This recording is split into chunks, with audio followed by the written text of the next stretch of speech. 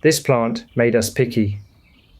We first grew chayote because we wanted its tender shoots, the vegetable known in Chinese as longxu cai, or dragon whisker vegetable. It is a wonderful name, and honestly, the plant earns it. The young stems curl and reach with thin tendrils that really do resemble the whiskers of some legendary creature, though in our yard, this dragon mostly minds its own business and climbs the trellis. In this video, I'll show you how a couple of supermarket chayotes turned into one of our most enjoyable perennial crops, why we now look forward to both the shoots and the fruits, and why this vigorous vine has become not just a vegetable, but also a green wall and a very useful garden companion. Welcome to With the Garden. Here in Los Angeles, in a cozy yard, I'm learning and sharing as I go. I hope you'll grow along with me. Let's begin. We bought a few chayote fruits from the supermarket in late fall of 2024, hoping to root them. Chayote is unusual in that people often start by planting the whole fruit rather than a seed. That is exactly what we did. 2 fruits rooted and sprouted, but only one survived the winter, and for a while that survivor looked far from promising. Chayote is a frost-tender perennial vine in the gourd family, and although it can live for years in warm climates, getting it through its first cold season is not always easy. Ours took its time, but once the weather warmed, it began to settle in, and by summer, we knew it had succeeded. Then came the reward we had hoped for from the beginning, the shoots. We started harvesting the tender tips regularly, and they were excellent. Crisp, mild, easy to cook. We harvest them young, before the stems toughen, and a quick stir-fry is often enough. Very soon we realized something slightly inconvenient for our other vegetables. Chayote shoots are, to our taste, even more tender and delicious than pumpkin shoots. So whenever chayote is producing heavily, we become a little disloyal. Pumpkin gets politely ignored. This is one of the things I enjoy most about growing food yourself. Plants introduce their own hierarchy of pleasure. What looked ordinary at the market becomes completely different when harvested fresh from the vine, and what seemed like a side benefit becomes the main attraction. By then, the plant had also shown us what kind of creature it really was. Chayote is not a shy vine.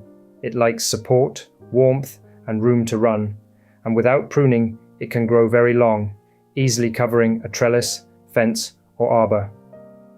We grow ours on the southern side of the house, with a simple trellis and net against the fence, so it serves as both crop and green fence. In that role, it is wonderfully practical. The leaves are broad, the growth is lush, and the whole thing quickly becomes a living screen. It is one of those plants that makes a garden feel more enclosed, more sheltered, and more alive.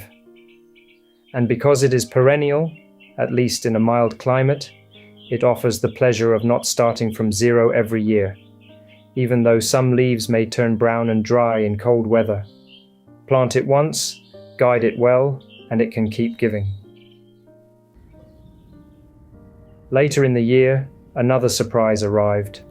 We first welcomed chayote as a shoot vegetable, but in fall we began harvesting the fruits themselves, and they completely changed our impression of chayote. The supermarket versions seemed mild to the point of being forgettable, but the homegrown fruits were fresh, tender, juicy, and quietly sweet in a way that made much more sense. So after months of leafy growth and shoot harvests, the vine turns and offers a second kind of abundance. That makes it, for us, a true 2-in-1 plant. The fruit has another beautiful Chinese name, Foshou, literally, Buddha's hand squash. That name comes from the fruit's folded, grooved shape, which can resemble 2 hands pressed together in prayer. Like dragon whisker vegetable, it is a name invented through observation and imagination, linking form with blessing. I find that deeply charming. People looked closely at this plant and decided it should carry auspicious meanings. Botanically, Chayote traces back to Mexico and Central America, and over time it has traveled widely through tropical and subtropical regions, becoming known by many names. It also comes in different forms, with variation in color, shape, and even spines, which may explain why people in different places see slightly different personalities in it. Nutritionally, Chayote is low in calories and offers fiber, vitamin C, folate, and useful minerals, while the plant as a whole is remarkably versatile. It is easy to cook, delicious to eat, productive, and beautiful in the garden. Our Chayote plant has been giving us tender shoots and fruits, shade on the fence. That is already a lot for one vine. So, yes, I would absolutely recommend Chayote if you have the space to let it climb.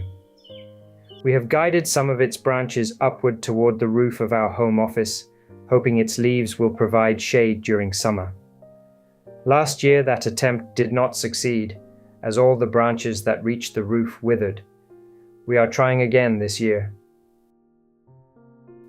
Have you ever grown Chayote for the shoots, the fruits, or both? And if you have tasted it fresh from the garden, did it also change your opinion of this vegetable? Thank you for watching. If this was helpful or inspiring, please give it a like, share, subscribe, and tell me what you're growing in the comments. See you next time in the garden.